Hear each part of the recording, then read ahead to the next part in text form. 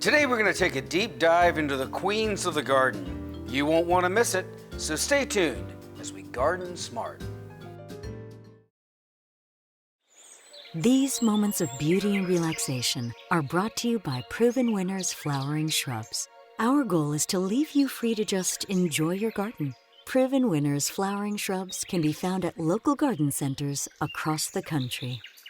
Power Planter's garden drill augers are designed to help you tackle the digging jobs in your garden or yard. Dig through hard soil to assist in planting trees, shrubs, and annuals. Power Planter's heavy-duty augers, made for professional landscapers and home gardeners alike. DRAM has been providing gardeners with professional equipment for over 80 years. DRAM products feature 9 water patterns and are designed to nurture your plants with a shower of rain. DRAM for lawn and garden, available at garden centers near you.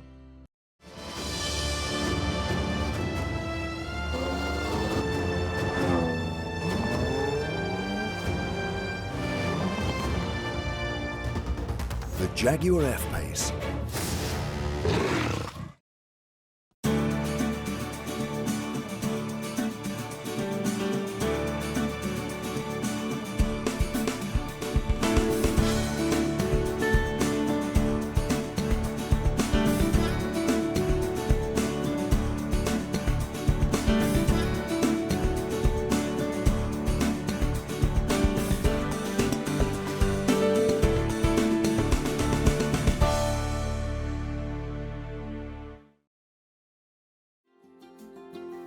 The first garden I ever planted was a rose garden when I was 14, and I've been smitten with them ever since. Few plants possess the stunning flower power, fragrance, and range of forms as the stately rose. While they're sometimes viewed as temperamental, there are a handful of helpful growing tips coupled with selecting the right rose for your garden that will have your roses performing like champs. Today we're joined by Ben Hanna from Heirloom Roses in Oregon to walk us through what we need to know to have success year after year.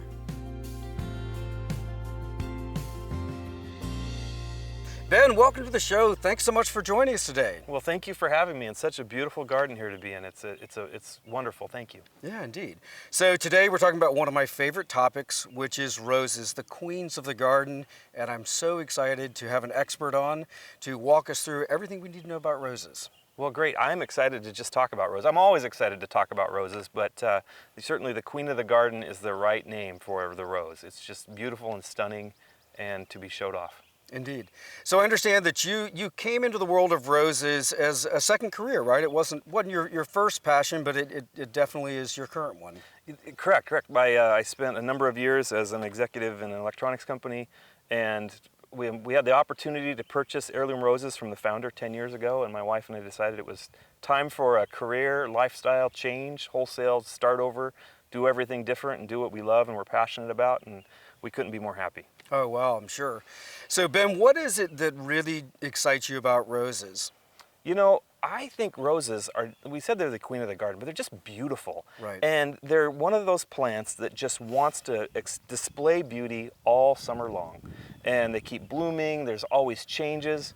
They're inherently life-giving, beautiful plants to experience and enjoy.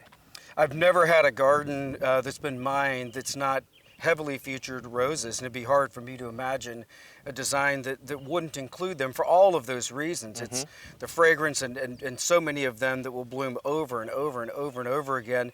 And in fact, some of the more recent gardens I've put in, the roses are kind of like the anchor of the garden. It's kind of like the skeleton that a lot of other things fit around, and they work so well with perennials. I think when we look at the way that we can use them in the garden, they're incredibly versatile. Maybe not the easiest plant all the time, but there are certain selections that will work better for people depending upon where they live, and we're going to dive into that today.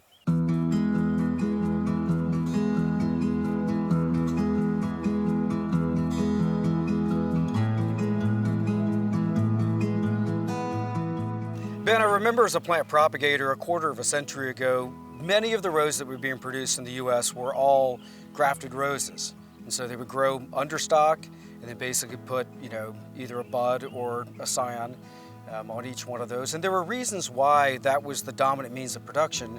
But we've seen a pretty substantial shift in the last really 15 years where roses have really moved into own root roses, so they're being vegetatively propagated in a greenhouse. Why would one method of production be used and why would another one be used, and what are the advantages? Sure. So grafted roses were traditionally field-grown roses, and just the system of the way they grew them was easier and faster to reach larger numbers and to effectively grow them in a shorter amount of time. One of the benefits with a grafted rose is the understock or the roots tend to be more aggressively growing, so they'll really help that and give that upper section some boost. One of the downsides is that lower rootstock is aggressively growing, and sometimes that'll eventually overtake your rose. Sure. So sometimes you'll see a rose that might be yellow on top, but then you have these crazy blooms coming up to the side that are red, and they're Dr. Huey or whatever the rootstock might be. They're going to fight each other. So while they're good, and we certainly don't say anything bad about grafted roses, we think that it's probably own root roses, which the top of the plant is the same as the bottom of the plant. They're grown from a cutting, are all around a more healthy plant, a more substantial plant over time in your garden. With wine grape, the grafted plants became important because the understock was resistant to certain diseases and problems that were occurring in the plant. With roses, that's not so much the case, right? No, it's not really the case. You don't have nematode problems or other things that grapes would have. With roses, it's primarily a method of production, but that's changed a lot, like you've said, and the industry really is shifting over dramatically to own root roses. For instance, the knockouts that are surrounding us right now are all own root production roses. And the way we grow at our nursery is all own root production. So the plant will typically look a little bit smaller. It's going to look like this when you get it versus the bigger, woodier roots. But over time, they're going to be substantially a more robust plant. Right, and also I think for the homeowner, you can prune these in a more aggressive way, knowing that the whole of this plant is that cultivar. You know, not worried about, you know, getting into that understock and any of the challenges that might arise from suckering, and all of a sudden now you have two plants in the same space. Correct. Actually, with own root roses, we encourage a hard pruning. Sure. Because you really want that basal break coming from the bottom, which is, again, the same as the top of the plant, and it really makes that whole plant round itself out and become more substantial. You know, another benefit of own root roses is that graft union is inherently a little bit of a weak spot. Right. And so during difficult weather, particularly really cold weather, that can freeze and you can lose your roses. Now, I've seen again and again where own root roses will freeze and they'll be pretty tough at the top or maybe frozen off, but those roots will come back and your rose comes right back. Right. And so they'll regenerate themselves. Right, and all that's genetically identical to the top, and so it makes for a hardier rose. It's a little bit harder for the grower. Maybe it takes a little more time to bring it to market, but it's a lot better for the gardener. Yes, and also gardeners need to maybe change their expectations a little bit with an own root rose. They're going to start a little bit smaller. Sure. So that first year, a little bit smaller, but they're going to catch up in that second and third year, and you're going to be very similar in size, but probably a little bit better of a shape.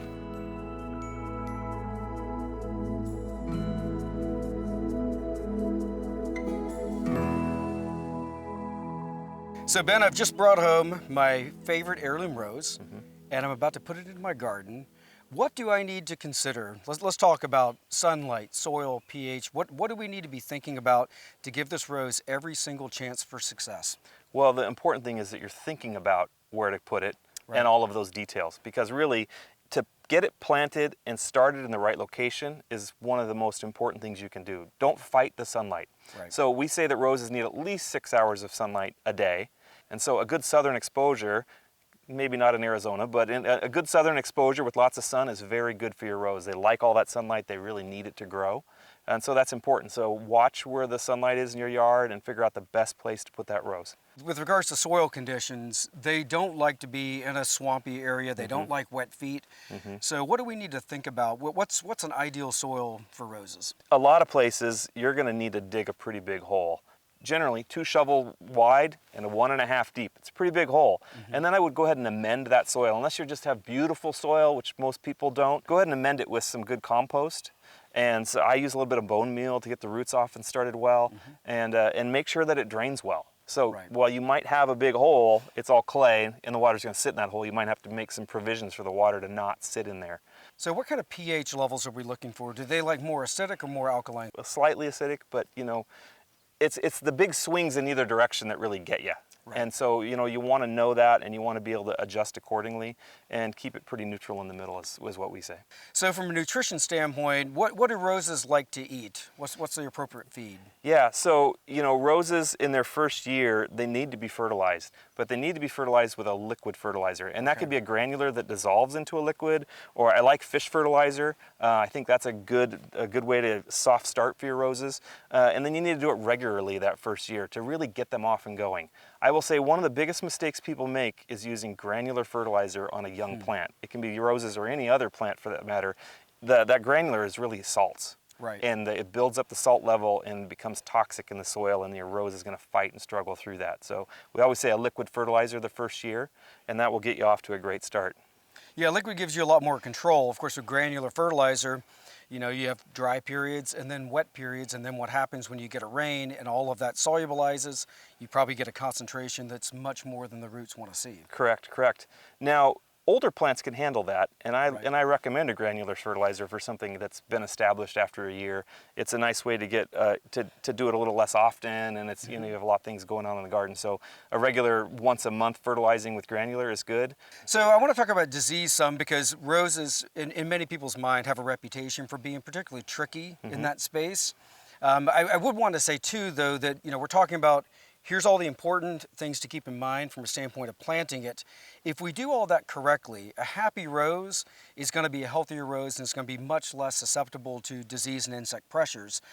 So if we start them off on the wrong foot, we're going to have more challenges down the line, right? Correct. So if you get started with a healthy plant and keep it healthy, it's able to fight off disease in a more natural manner. And I think that's what you're referring to, is just a healthy plant will just naturally fight off disease.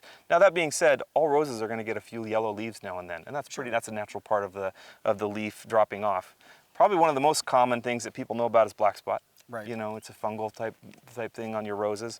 There's lots of different things you can use for that. We don't necessarily recommend one way or the other, either organic or non-organic sprays and things, but if you read the instructions carefully on those products and use some of those, it's good. You shouldn't have to use them a lot though. If your plant is really healthy and doing well, that's kind of a every once in a while type thing.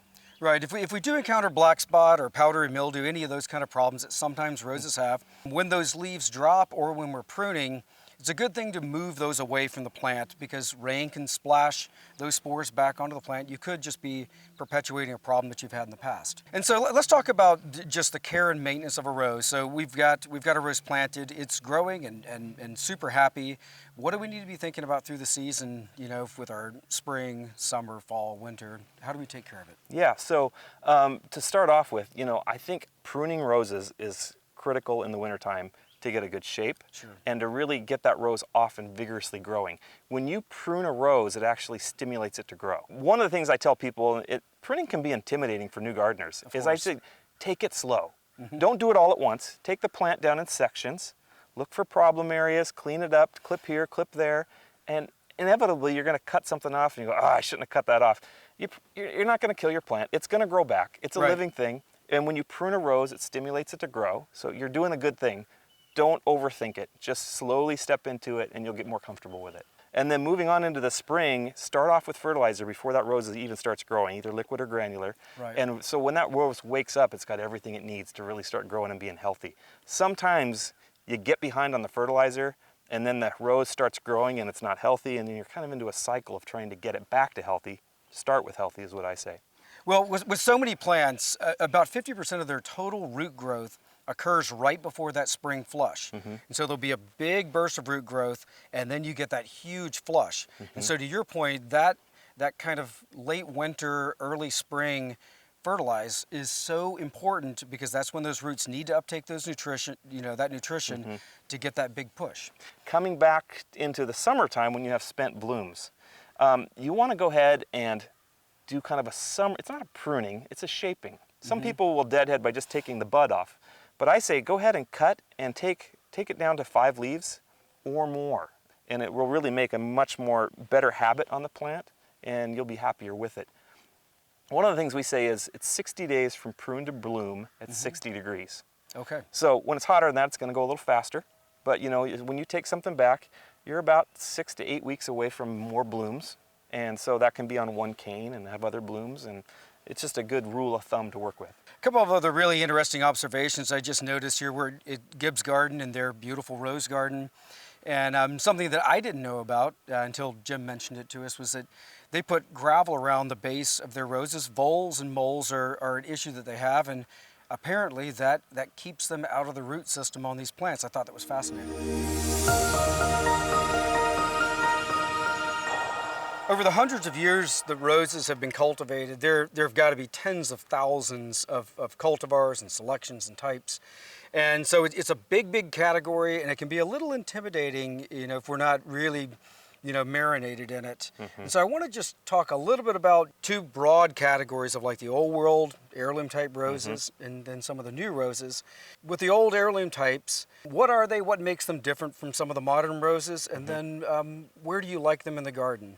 When I talk about old garden roses, I mean, they're back in the 1800s, and they're a very unique rose. Most of them are extremely fragrant, especially the bourbons. I like bourbon roses. They have the foliage on them is a little bit different. They're a little bit of a gray tinge to the foliage. They tend to be whites and pinks, and they're just beautiful. One of my favorites is Souvenir de President Lincoln.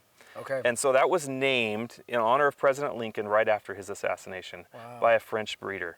And so that's actually one of those roses I have in my yard. It's like, I love it. I like to just know where it came from. It's like the original Mr. Lincoln, and it's super fragrant. So it's just a great plant, and it's not hugely tall. It's a nice compact shrub that I really like, and it's very fragrant. The fragrance is something that I love about so many of the old world and heirloom roses, and with some of the new breeding programs, and especially in like the world of hybrid teas, that fragrance is either missing or quite muted. And I think one of the wonderful things about roses is that, outside of just their beauty and, how much architectural structure they bring, that fragrance is what makes me think about the roses that my mother had and my grandmother had in their gardens. Yeah, it's really that sensory overload of smell that comes back to you and brings back fond memories, and really just you experience the whole plant more than just visually. And here we are in front of one of yours that is, in fact, named Sweet Fragrance. Yeah, so this is a great grandiflora. It's a great little rose here. I think this is its second year here in Gibbs, and it's blooming great. Probably can't tell, but last night there was a lot of rain, and this is really holding up very well. It's got some beautiful blooms on it. This is overall a very nice plant and is doing very well here in the South. Absolutely. What are some of the other heirloom or old world roses that you particularly like? Yeah, so there's another one that I really like. It's Mimi Plantier, Okay. and it's an alba rose, meaning it's a once bloomer. And so people might not get excited about a once bloomer, but a lot of the old garden roses were once bloomers. Again, very fragrant, nice structure, and it's got kind of a white to pink bloom on it. But once bloomers are unique in that they're usually one of the first roses to bloom in the garden. They hold their blooms for a long time. We're pretty finicky, want the roses to bloom all the time, but a lot of shrubs and other things in our yards only bloom once, and we're happy with those. I think once blooming roses are something that you should have in your yard because it adds that early color. It's actually a lot of historical value to it, and they're very fragrant. Would I be safe to assume that those would make for a good cut flower because of the longevity of the bloom? Yes, yes. Most of those old garden roses will do well cut coming inside. Well, and the fragrance, it's Yes. unbelievable, and that's one of my favorite things about the garden is being able to bring the beauty, but that fragrance into the home. As you know well, Ben, the world of horticulture is always changing, and every year there's so many new cultivars inside of almost every genus and species that we can imagine. Roses are of course no different, and there's always new ones that are coming out, and so I think it's a lot of fun as a gardener to just try to keep up. Can't say I always do a good job of it. I want you to talk a little bit about some of the advancements that we're seeing in the category, from landscape, shrubs, even like hybrid teas like this. What are you seeing as a grower? One of the things you're seeing, and this has come from Europe and is made its way now for years in the United States, but is the disease-resistant varieties that don't require so much spray and continual nuanced care. They're just going to be healthier overall, and they're starting to breed back in fragrance. We kind of went through a period there where a lot of fragrance kind of fell out of roses. We talked about the old garden roses being very fragrant. Newer varieties are starting to have that fragrance come back in, and I think that's so important for roses. And then also just the habit of the plant. There's so much that goes into selecting a variety. Some of these companies will go through 300,000 seedlings. 300,000 seedlings to pick one. So there's a lot of culling, and there's a lot of just natural selection that takes place to find that one that's really good. And then they'll trial that rose for 10 to 15 years really Right. before it comes into production. So you know that it's really stood the test of time already. And so while it's new to us, it's not new to growing, and they know what it's going to do and how it's going to perform. And so Right. that's one of the good things about the new roses that's so special.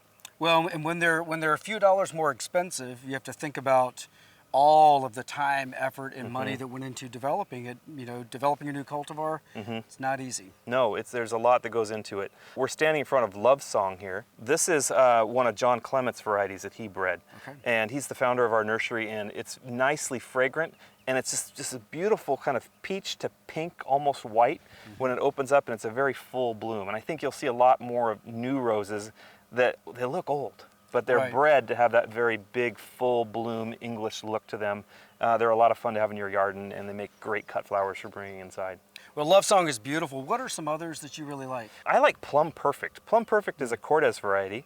It's a purpley plum color, and I grow it in containers in front of my driveway. It does really well in a container, also well on the ground. And one thing I like about Cortez, they were bred in Germany, and they require very little spray care. They're just a very disease-resistant, very nice shaped rose, and it holds up really well in hot sun. I always have an affinity for them. The leaves are healthier. The blooms tend to look more like just stable, and they're just a better shaped habit plant. Yeah, and starting with a plant that was bred to be stronger and that's been trialed in very adverse environments, it's always meaningful for the gardener. You're starting off with something that's going to give you a leg up.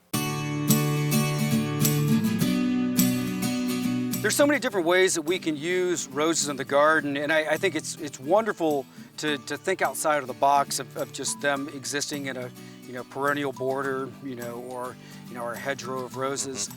Here's a great example of a climbing rose. Ben, talk to us about how we have success with climbing roses. Yeah, so I think people really like climbing roses, and they want that big wall of color, but what they don't understand is the habit of a climbing rose is really important to understand. And so these canes need to be trained at a 45-degree angle. And the team here at Gibbs has done a good job of tying this up temporarily, but what they're in the process of doing is letting this grow out, and then they're gonna really train it horizontally across here. And when you train a climbing rose horizontally, it will send out subcanes off these that will all have blooms. And so that's how you get that really bloom top to bottom, not just at the top. So if you have a climbing rose that's just all bloomed out at the top, train your canes over to the side. The same thing if we're in a espalier, right? Yes, yeah. Right. Yeah, just like that. Just get them trained out to the side, and you'll get way more blooms, and it's just a whole better effect. The most important thing I would say about roses is don't be afraid to start. Right. I think there's a lot of misconceptions about how hard roses are, and I think if you just step into it and select the right roses, spend some time planning out what you want and where they're going to go, and step into it. I think you're going to find that it's a lot of fun. It's more than just the blooms, it's watching them grow, it's seeing the new growth, it's all of that, experiencing the whole plant, the fragrance, the blooms, that growth. It's a very satisfying experience. No doubt. Ben, what an amazing day. Thank you so much for being with us. Thank you for having me, and thank you for Gibbs. This is a beautiful garden here. Absolutely. Thank you, Ben.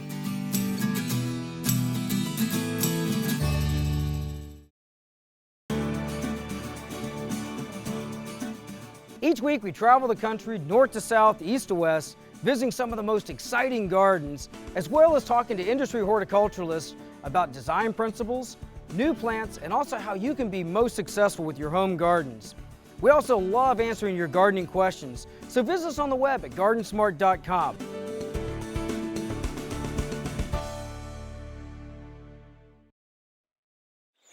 These moments of beauty and relaxation are brought to you by Proven Winners Flowering Shrubs.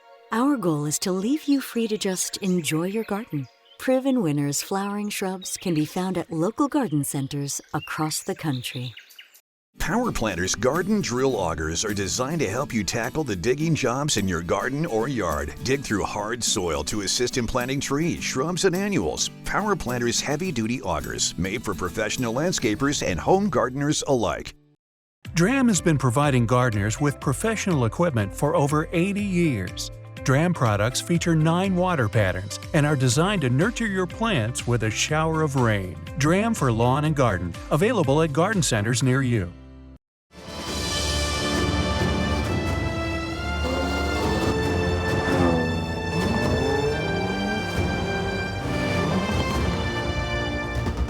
The Jaguar F-Pace.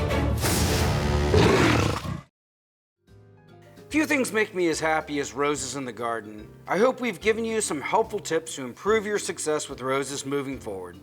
If you have questions about anything you've seen, visit us on the web at GardenSMART.com. You can also find us on Facebook and Instagram.